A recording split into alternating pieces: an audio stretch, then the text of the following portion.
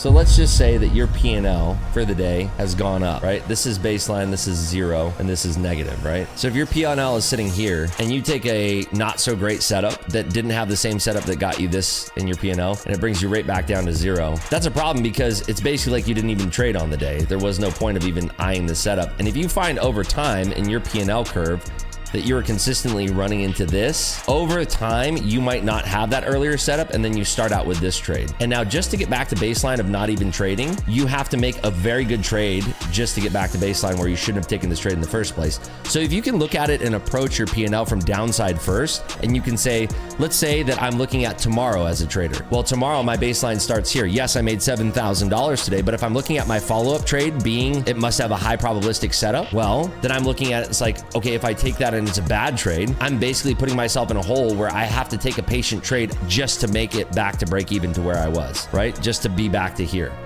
So if you can look at your P&L that way and just say, well, I should be finding patience because I have to discover really good setups and really good trades just to get back to baseline, then you're going to really condition yourself to be much more patient on the trades that you're taking.